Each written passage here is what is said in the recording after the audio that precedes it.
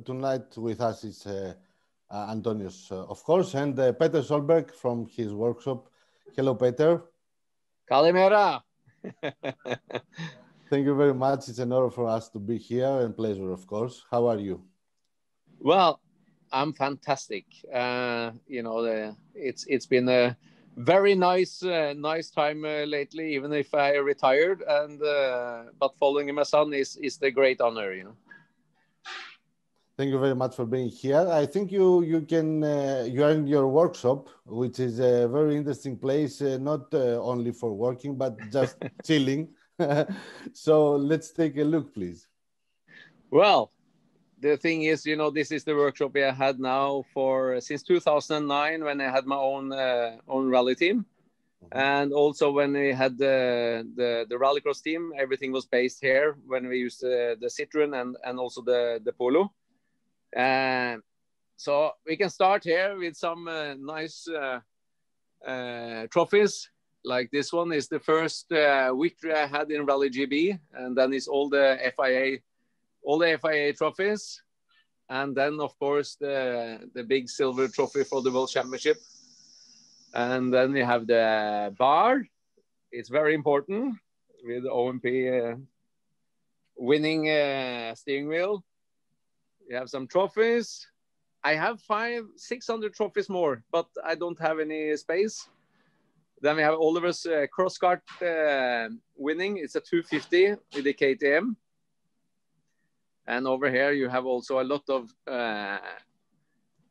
nice stories from Safari Rally, Swedish Rally with Colin McRae and everything.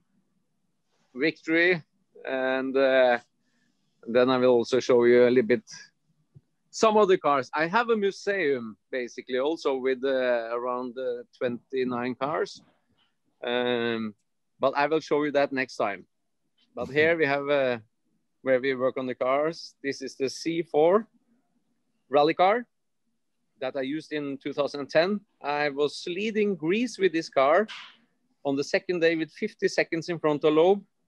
And then, okay, I didn't win it at the end, but that's a different, I don't want to talk about that now. Then we have the Escort historic car. It's a fantastic car, basically. And I have to go down to show you guys. Because all the people that is watching this now, you know, it's honor for me also to show them a little bit of how we work here. This is the Escort historic car, brand new. The DS3 rallycross car that I won 2-time World Championship with, and Oliver won the Nordic Championship. And here's the Xara, brand new rebuilt. And this is a car that Loeb drove, Carlos Sainz. But I have even here's the guys, mechanics, getting ready for testing tomorrow. Hello. And here we have the Polo R5, the car that Oliver won the first World Championship round with last year. And then I have also one more Xara that is also getting ready. So for all the people, you know, I hope you enjoyed a little bit of the workshop we have here. But next time I will show you my museum. Okay, that's very impressive, Peter. Very impressive, and of course. You have a lot of memories from Greece, as we know. And I remember in 2001, you had your first podium in Acropolis Rally. I remember that very, very easily. I remember the last stage. I was so nervous. And that time I had actually a heart rate monitor on. And I also remember I passed Carlos Sainz on that. I think it was the last stage, and I think it was the stage closest to Athens, I remember. You know, long uphill with a lot of hairpins. And my heart rate went massively high. and the first podium there, it was like a big victory, to be honest with you. So my memories from Greece is big. Very good, very good. In 2003, Peter, you became a world champion. And this, of course, it was a remarkable point for your career. However, we believe that people remember you mostly for your warm personality, because you are one of the most loved and popular rally drivers in the world, but also mainly in Greece. What do you think? What is your explanation about this?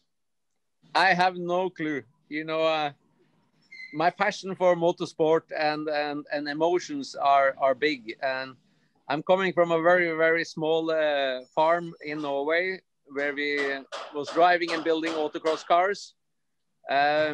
So I think it was never easy to reach the goal. So you have to work very hard. But I always worked with a smile and joy that we are lucky. And I never thought that should be possible to even come into the World Championship, you know, when I was spectating, you know, it was never planned. I never had a manager or anything. It's just pure speed and happiness, basically, you know. Allow me to say something on this subject. I remember in Olympic Stadium in 2005, it was the super special stage you mentioned earlier. It was the environment. It was almost 70,000 rally fans over there that afternoon. And everybody was waiting for you, to be honest. And you could feel this because I remember you could also feel this because you came out of the car and you were throwing your gloves and you were so excited. And everyone was, always the fans were so excited with you.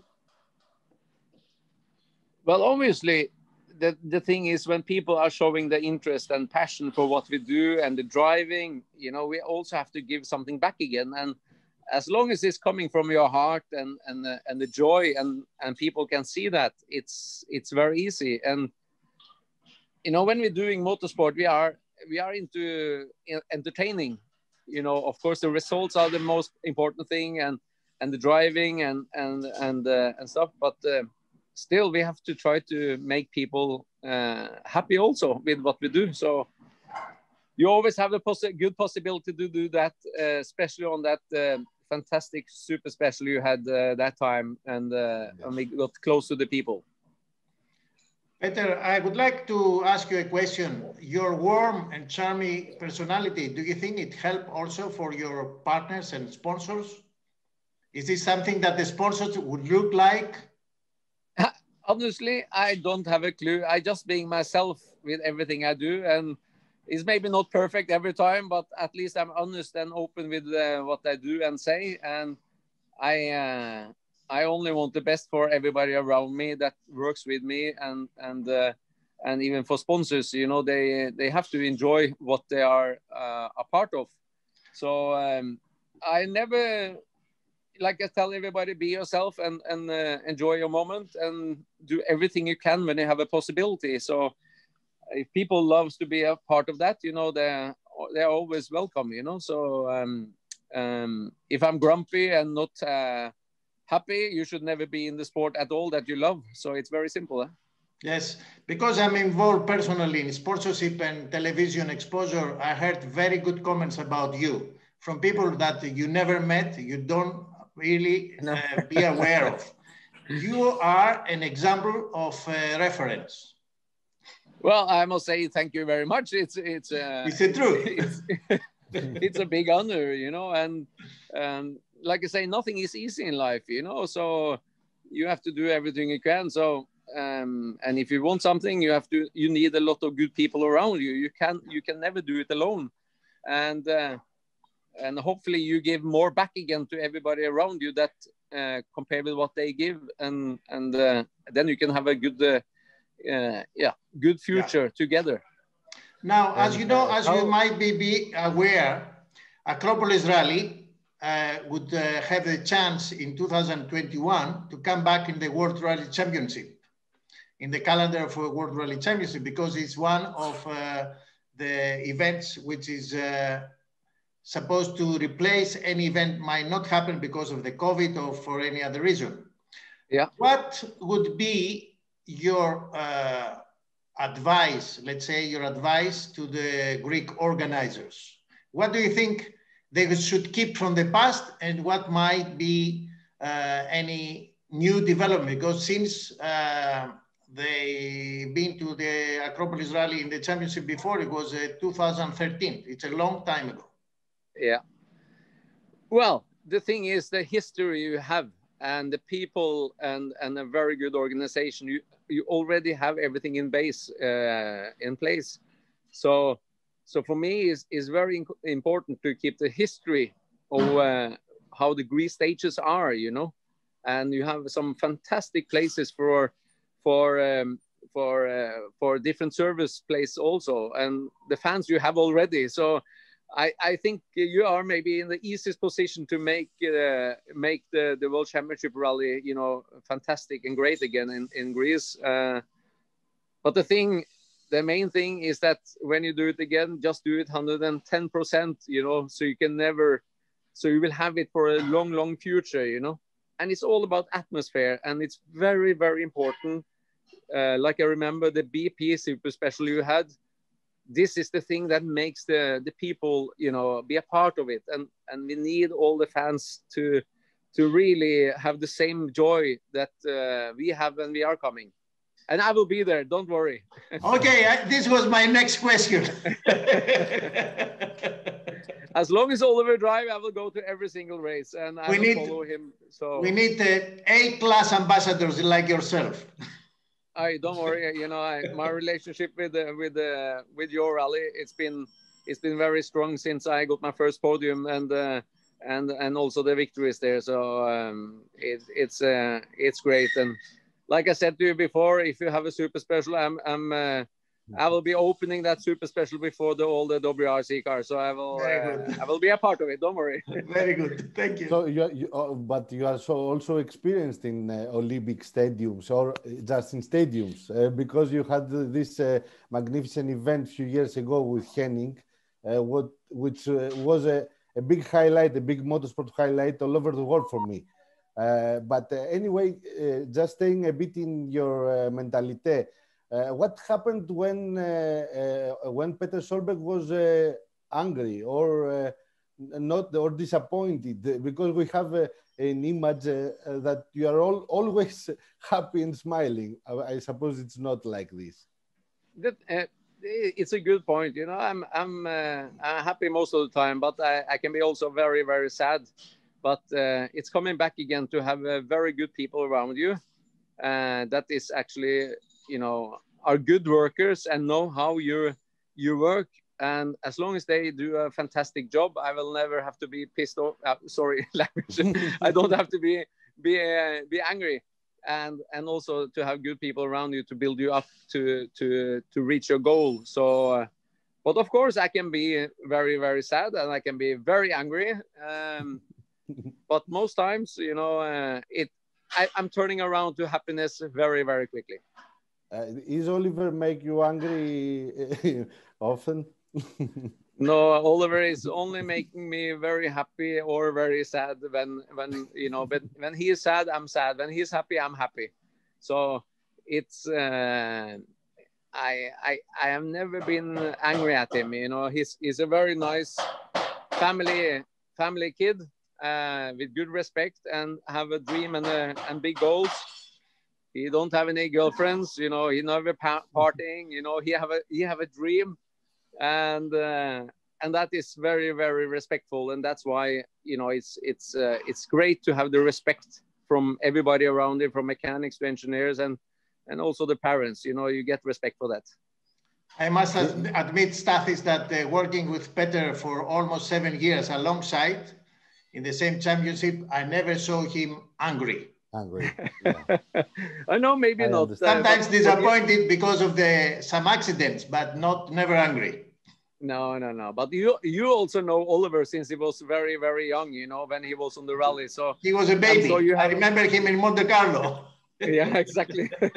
So you know, the rallying family, when you are in it, and it's very strong, and it gives you good memories, and also to still be a part of it, it's a great honor.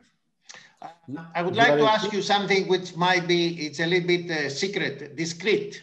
I know personally that you always have been very good friend with the Subaru in Japan. You had always very good relationship. Yep. Do you think that this might be leading you to any potential collaboration in the future? We have good contact. I've been talking to a couple of manufacturers also, you know, for the future. And of course, it's a little bit difficult now to go further because of the COVID situation. So everything has been calmed down a little bit. But of course, that is my dream. And I think it's a lot of many other people's dreams also, you know. But yeah, I take step by step. It's no rush. I do it and use my experience into manufacturers that want to win, and that's the main thing. So I'm busy enough with Oliver now, but he is on his own soon anyway. So maybe I will look into to work even more now in the future about it. Yeah. So is Oliver a bit like you in mentality? He's a funny guy and always happy and like this, because he's too young. He's still too young to know him that way. He's very young, but he have a very big international experience because he went to all the rallies since he was born. He went to school in Monaco. He moved back to Sweden and Norway, and then he went back to France, to Le Mans, to go on the FFSA school for 3 years in Le Mans. So he speaks French and English and Norwegian and Swedish, and so he's much more calm than me. He's maybe acting like me, you know. He's very similar in the attitude, but he's looking like the mother. That is luckily, yeah. Yes, exactly. But he's a very happy chap and very focused. And I just try to tell him that you have to enjoy every moment he do, and do it 110% properly when he's doing things. So, and so far it's going really well. You know, he won, like I said, with the cross kart here, he won the championship Sweden, Norway, yes, the Nordic championship with the DS3 with 600 horsepower. He drove in America with the Subaru for a year. Polo, he had driven Skoda, he had driven Hyundai. So he had driven the Escort, Xara, and the C4. And so he have a big experience with a lot of different cars. He was in love with motorsport from as a baby. Well, we tried Oliver to get into football or ice hockey. He loves ice hockey. We tried to get him into tennis, but he said, "Forget it. You know, I want to do motorsport." and the first years I didn't have time to follow him at all. So that was Pernilla and the father who did when he did the cross kart, because he started to drive cars when he was 5. So he have driven a lot of cars already. So if he wanted to follow another kind of motorsport, I mean, like racing circuit or something like this, you would have any problem on this? No. You know, he had driven go-kart with Mick Schumacher when they were young in France, and he was also in the school in France now. He was on circuit racing. So he have a lot of possibilities in many different sports, but he loves rallying. And then it's hard to push him into anything else. But to coming after me there, of course, it's a big job. And I feel like he don't feel the pressure. You know, he is doing his own way, and he have developed, you know. If I was so fast when I was 19, I would have been very happy, you know. Yes, of course. So which one is more challenging for you, to be a professional rally driver and champion, or a rally dad? For sure, to be a father in all this, it's always much harder, I tell you. It's I tried to, you know, you always want to help the kids best as possible, but I tried to help him most with the pace notes since he was 15. So he's using my type of pace note system that he have been developing himself. And then, of course, on the technical side, this is the thing. When he was young, he had been testing dampers and geometry and weight, everything since he was 8 years old without knowing it, because I tried to make him try to feel things. But this is a big thing now, because he can feel differentials and weight and geometry, you know, everything very easily. So that's why everybody say that the main thing to be a good driver is to just drive much as possible. And it's correct. I was watching him speaking with you and Sébastien Loeb in a test you had 1 year ago, something like this, I don't remember. And it must be so great for a little guy to be among two previous champions and two legends. Well, I'm a good friend with Sébastien Loeb, you know, for many, many years. And Oliver have built up a very good relationship with Loeb since he's speaking French and since he was very young, you know, when me and Loeb was fighting together. So Loeb said yes to help Oliver to try some tarmac testing and everything in Loeb's team. And sometimes it's better to have somebody else to tell Oliver. And of course, Loeb was a pretty okay tarmac driver. So I think he got maybe the best out of that, and we have seen that so far on the tarmac. You know, he have done much better than I even expected. You know, on snow and gravel, I know Oliver is fast, but tarmac, he have. I think it helped a lot to be with Sébastien that time to listen to what is the key factors basically. You know. Okay, enough with Oliver, because he's a young guy and he has plenty of time to give his own interviews. Okay, let's speak about Peter again. I was checking your records in results and championships and things like this, and I noticed that in the last years of your career, you had a lot of changes in teams and cars. I suppose that was kind of demanding. So it was a hard part for you, and what you had to do to maintain a good and be in the top drivers? Well, I of course I tried to do everything I could, you know, that time. And but now when we were last years with Subaru, it was a big struggle, you know, and it's very easy. The reason why, you know, when you look at it afterwards. But of course, changing all the cars and teams all the time, you know, it was hard work, and it was not enough teams, and that's why I run my own team, and it went very well. But to do it in privately compared with in the factory team, yes, because we didn't have any other choices, because there was not so many factory teams that time. You're coming into position that you can't control. So I only could do my best, as I said, and maybe the best example was in Greece in 2010, where I should have won basically the rally very easily, but I didn't have any choice, and that's how life is. And then I went to Rallycross, and then we did everything ourselves with all the experience and everything, and yeah, he won everything, so it was great. And then after that, Loeb came, and Ekström came, and Ken Block came, and everybody, and the sport looked to be fantastic. But then things changed with the promoter and the future, so it didn't happen as we hoped afterwards. So the next world title, in which kind of motorsport will be? Well, I had the possibility a few times in Le Mans. I had the possibility to do Extreme E, World Touring Car, Dakar.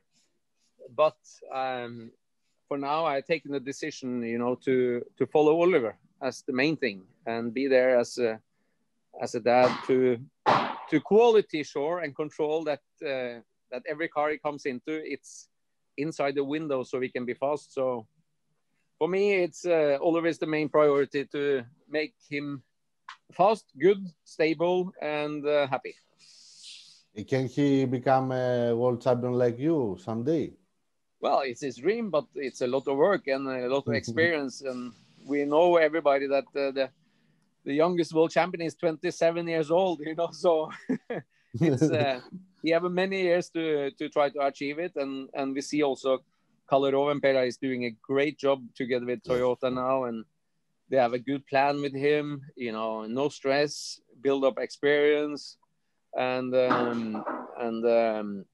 I think that it's a fantastic way how Toyota is doing it. And it's a little bit similar now that Hyundai is doing with Oliver, you know. It's a plan for the future, working closely with him. And the team is fantastic with Adamo in front there and Alan Panas. So I think just take step by step and possibilities will happen. Okay. Andonis. Well, I just wanted to say a big thank you to Peter. It was a pleasant morning this morning. And I hope that he will keep his promise to come back to Acropolis Rally very soon. Just fix the rally soon as just fix the rally. I will be there. Don't worry. And maybe spend a few days holidays. Hey, don't worry. I can do that. No problem at all in Greece. I suppose you enjoy also the other things of Greek lifestyle, not only rallying. No. Honestly, every time we have been there, we have really enjoyed very much. So, and the people are very friendly. It's good food, and you know, so I can't wait to come back again. So we met you with Oliver and the whole great motorsport family you have there. And Oliver is here. Oliver is here. Hello. Hello, Oliver. Hello, Oliver. Congratulations for your time in Monte Carlo. He have been on rallying, you know, with David Richard for 7 years. Hello, everybody. Hello. He knows you since we were born. Okay. How are you, Oliver? Did you enjoy Monday, Oliver? Yeah, definitely. Very difficult, but I enjoyed a lot. Yes, it was nice. Great success. Good luck. Congratulations. Good luck. Thank you. Thank you. We follow you all the time, so we are very happy for you. That's great. Peter, your mentor and your father is a very good friend of ours, and we feel very proud for both of you. Thank you very much. We should have a rally in Greece. Of success. I hope you can get the rally in Greece soon. We hope to see you soon there. Yeah, I hope so. And as a Solberg, you know, Oliver has, as a Solberg, the younger one, he has also a lot of fans here because the name it counts. So it's great to come here. We can't wait. Well, very nice to see you guys. And, thank you very much, Peter. And I appreciate to have time with you and to share some good moments and old history together. And hopefully we see you soon. A bientôt. Thank you. A bientôt. Bye-bye. Bye-bye. Bye.